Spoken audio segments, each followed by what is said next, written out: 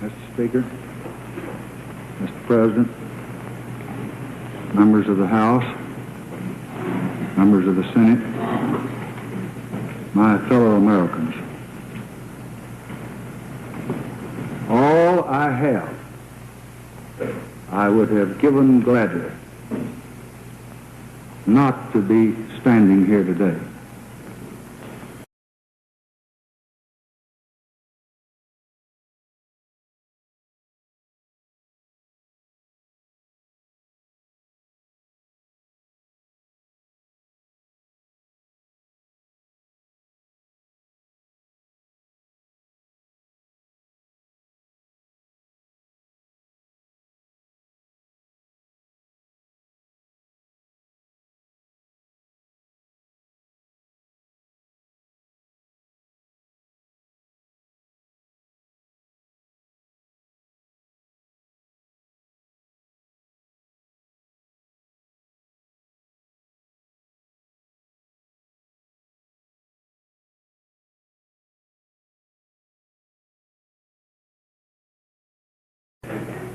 The greatest leader of our time has been struck down by the foulest deed of our time.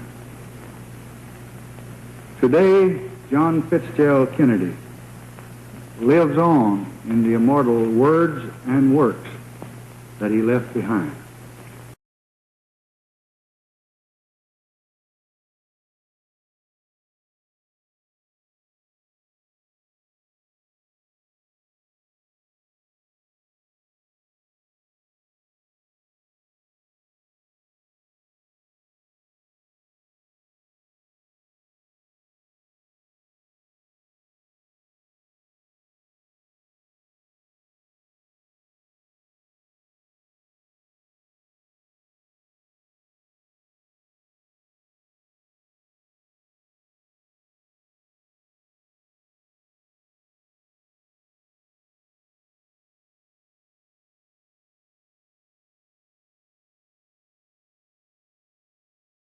And works that he left behind.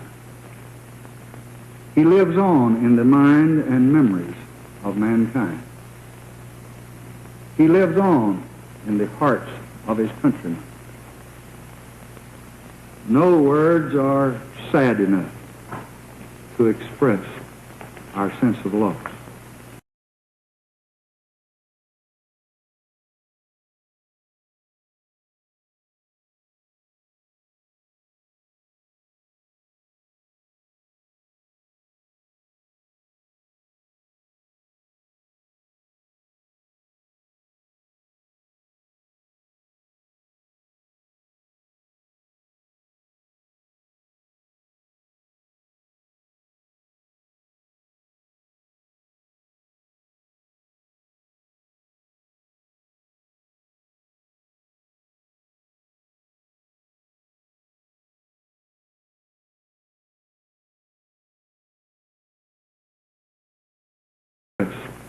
Our sense of loss. No words are strong enough to express our determination to continue the forward thrust of America that he began.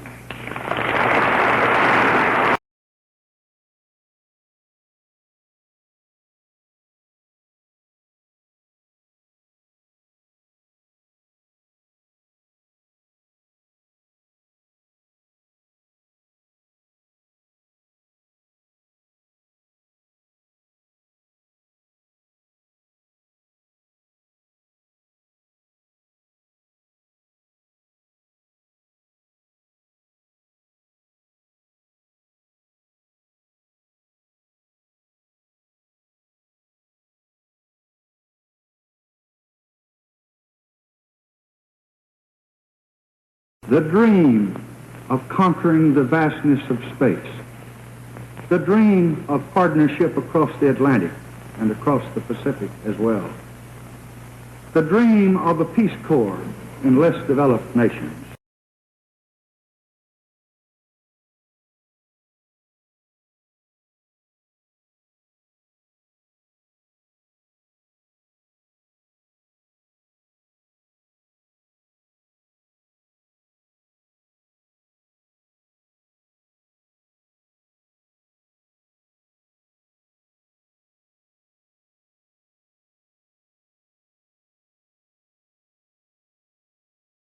developed nations.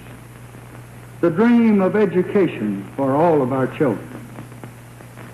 The dream of jobs for all who seek them and need them. The dream of care for our elderly. The dream of an all-out attack on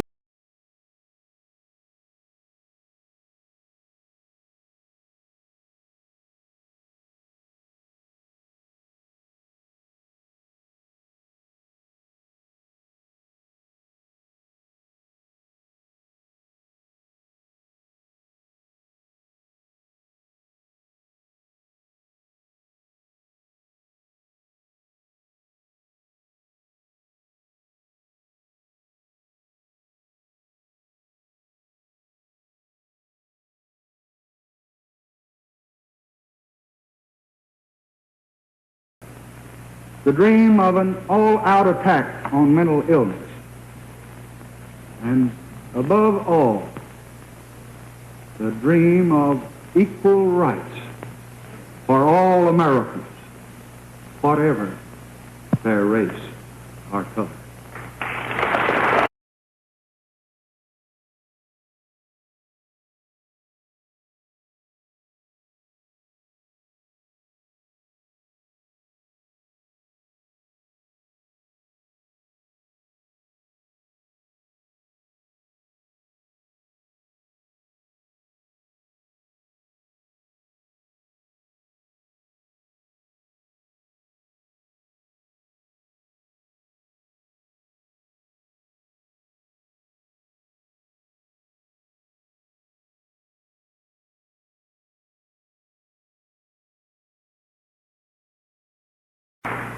These and other American dreams have been vitalized by his drive and by his dedication.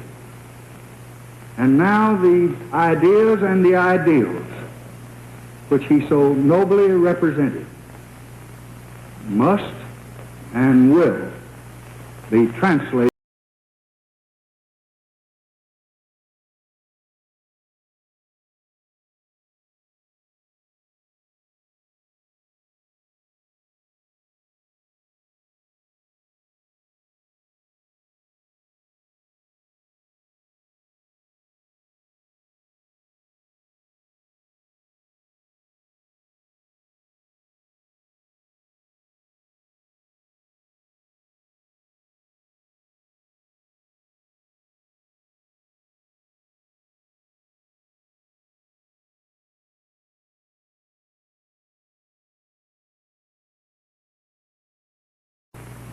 must and will be translated into effective action.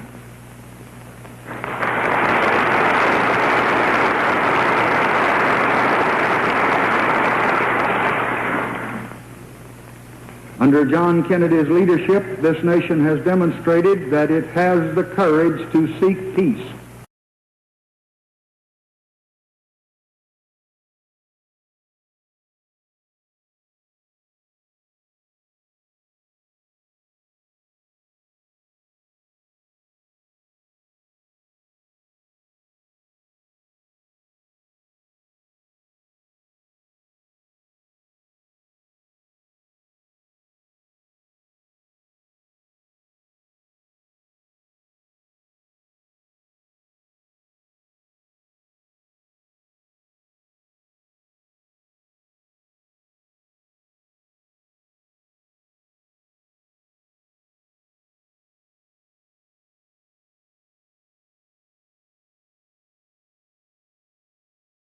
The courage to seek peace, and it has the fortitude to risk war. We have proved that we are a good and reliable friend to those who seek peace and freedom. We have shown that we can also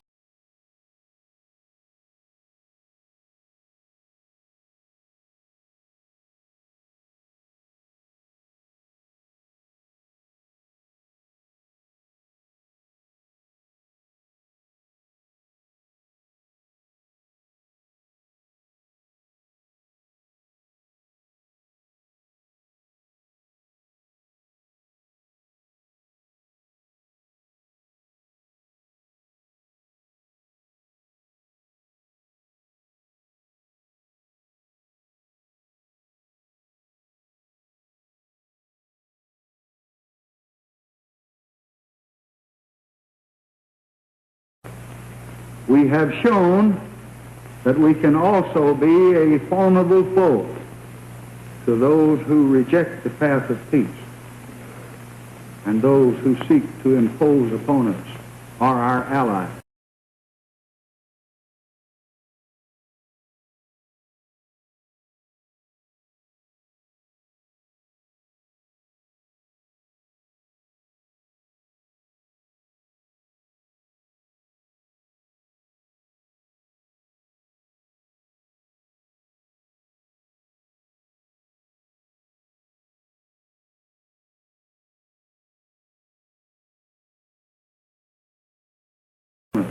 Are our allies, the yoke of tyranny.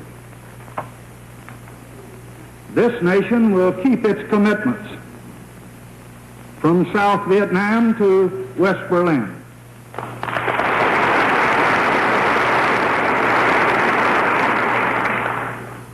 We will be unceasing in the search for peace, resourceful in our pursuit of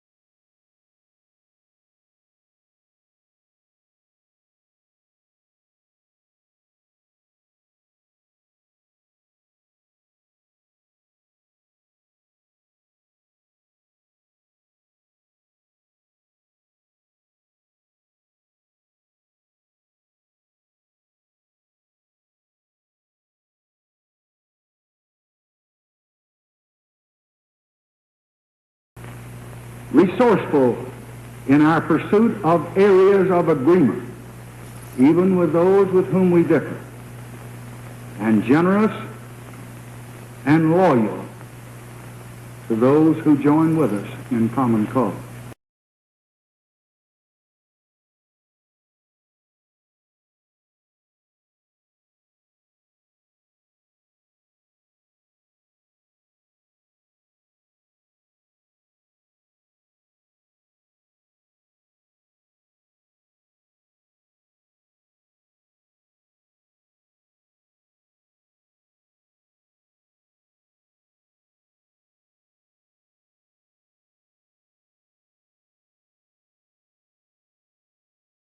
Common cause.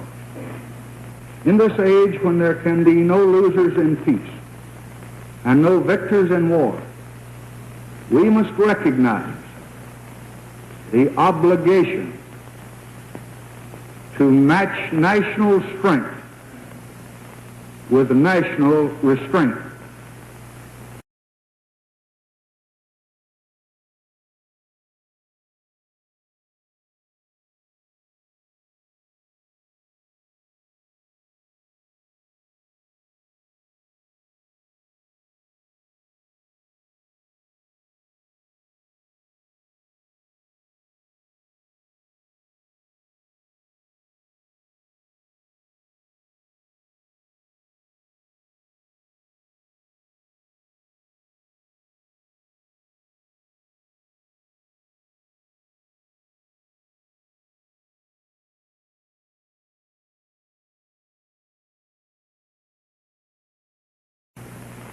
With national restraint.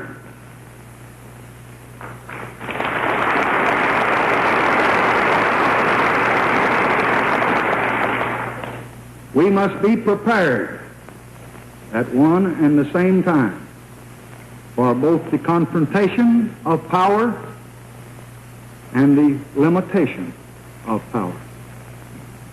We must be ready to defend the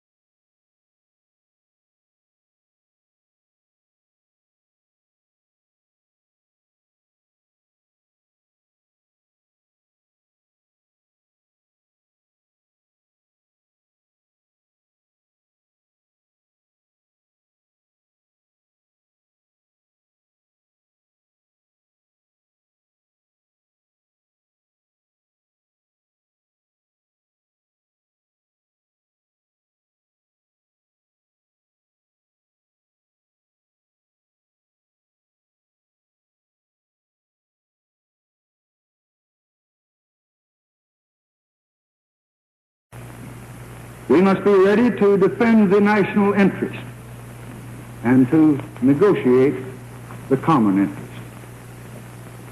This is the path that we shall continue to pursue.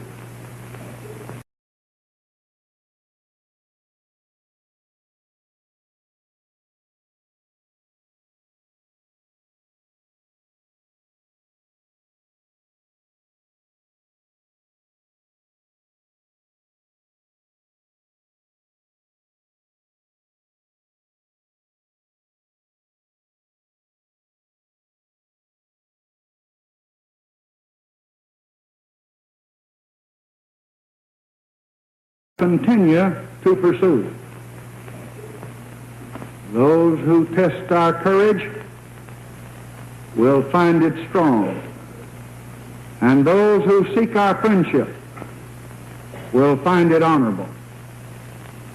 We will demonstrate anew that the strong can be just,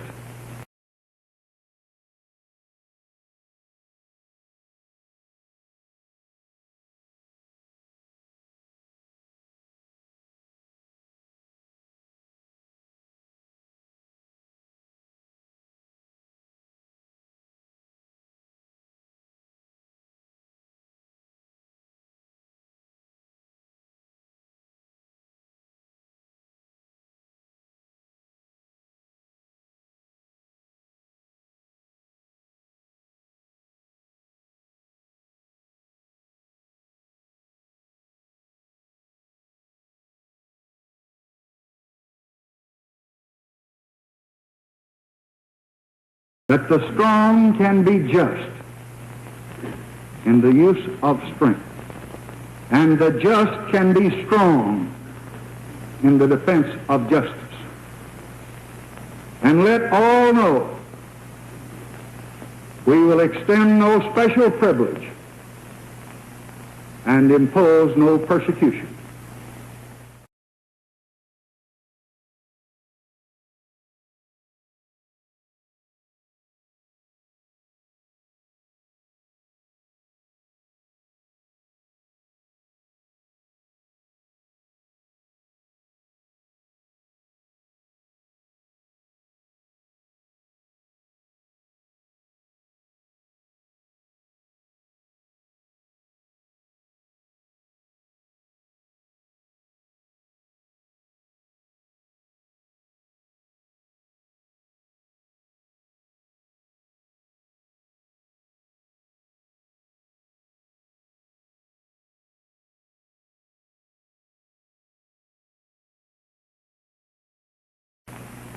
And impose no persecution.